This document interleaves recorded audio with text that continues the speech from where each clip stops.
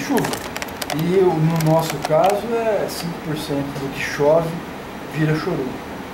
Em relação ao pomar, a gente sabe que eu já fiz algumas consultas junto à CETESB antes, e foi esclarecido a nós que no caso de uma autorização dentro da licença que já era dada e é um ajuste, não há exigência, na legislação não há exigência de que se faça uma nova consulta e que haja deliberação do pomar para esta sessão.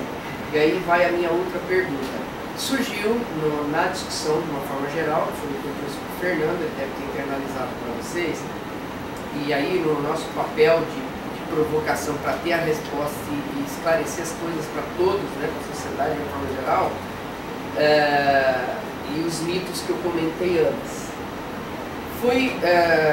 Chegou a nós, de forma assim, aleatória, de que havia dois momentos. Um que era o pedido de autorização para essa situação que nos foi apresentada aqui, outra, e que existia um outro pedido para ampliação do aterro, que pudesse ser analisada a viabilidade e quais exigências que surgiriam em torno disso na parte, se eu não me engano, noroeste, entre a mata ali e a outra ponta do aterro no Lago Oposto. E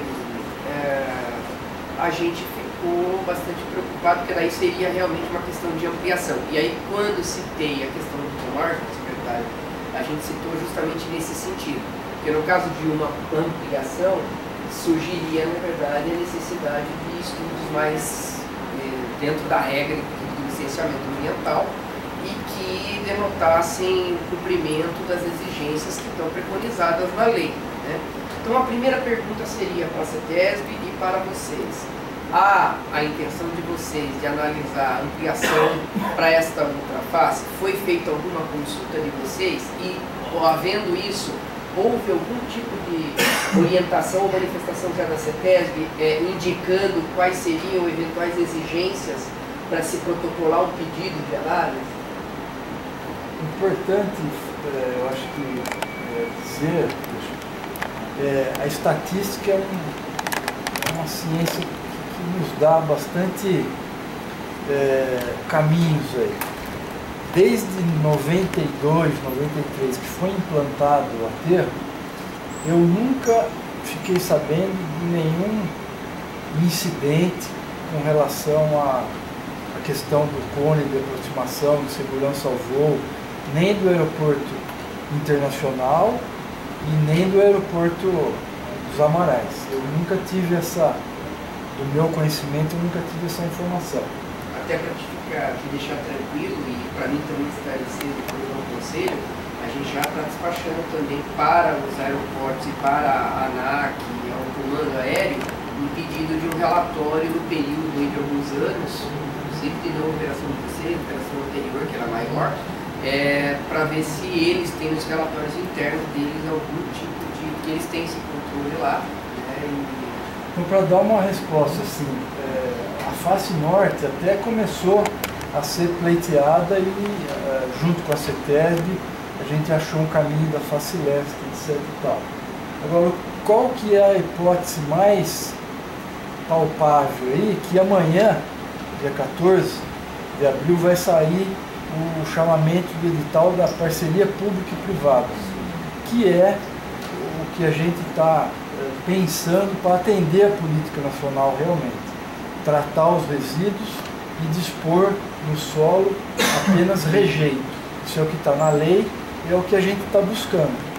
Então, eu não sei, aí ampliação de aterro, se isso prosperar, que a gente tem quase que certeza que vai andar, essa PPP, essa implantação de uma usina de reciclagem máxima de todas as variáveis dos resíduos, reciclagem mecânica, biológica e energética, então a gente está falando aí de uma usina e que já temos o parecer favorável do Quarto Pomar para esse tipo de empreendimento que a gente está pleiteando e que vai estar na rua amanhã. Em relação ao PPP, a gente sabe que há que se dar uma alternativa vocacional para os rejeitos, sem dúvida nenhuma, que é a última instância que tem que fazer é ter que destiná-los.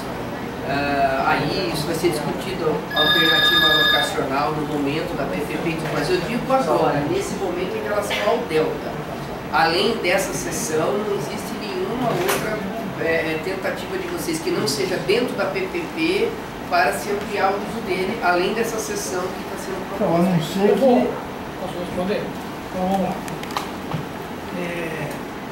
O que se pleiteia hoje é a face leste, o retaulizamento. Não existe. Desculpa, já que é complexo, deixa eu só dar porque eu estou vendo que está permeando muito esse assunto. Desculpa, deixa eu me apresentar. O meu nome é Leandro, eu sou gerente da CETESB do Campinas. Vocês ouviram a fala do Cristiano? O Cristiano é o técnico da CETESB que fica lotado em São Paulo, que foi um dos técnicos que analisou esse projeto apresentado na apresentação da face leste. É que eu vejo sempre na imprensa, eu estou sempre justificando certos pedidos, acho que tem que deixar claro, você como porta-voz do Conselho, levar os conselheiros que não trata-se de ampliação. Tá?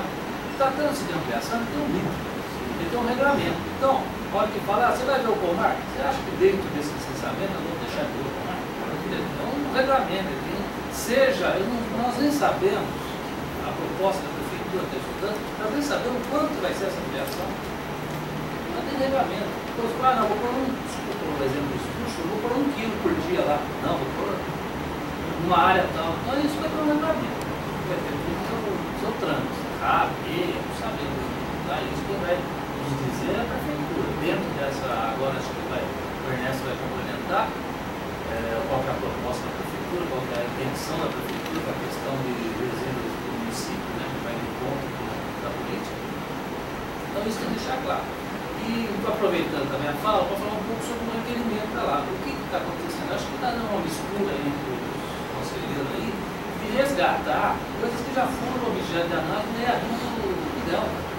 Então, isso com a simples leitura da análise do EIA, que está à disposição da Secretaria da Vista, vai ter essas questões superadas, né, esclarecidas, né, foram todas observadas lá antes da emissão da licença prévia. Só isso que é uma colocação. Desculpa, Ernesto. Agora acho que o Ernesto vem com a fala aí do que o município pretende fazer com a questão de resíduos.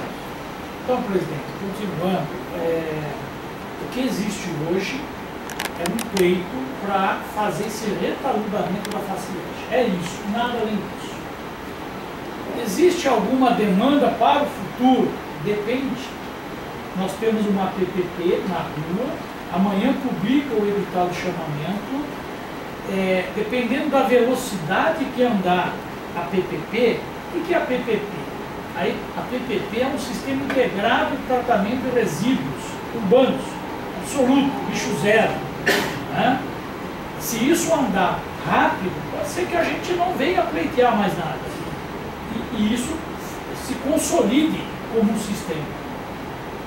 Se for necessário, nós temos na face norte do aterro uma faixa que nunca foi utilizada. Essa faixa funcionava a nossa estação de tratamento de resíduos de serviço de saúde, micro-ondas. Nessa faixa nunca foi utilizada para a deposição. Ela tem vocação? Ela tem vocação no nosso entendimento. Por conta do quê? Por conta de que nós devemos utilizar de forma até excessiva o local já impactado para resíduos e não procurar outros locais para impactar. Né? Isso é o que manda o bom senso no gerenciamento de resíduos. Se isso ocorrer, presidente, nós vamos seguir o rito. O que é o rito?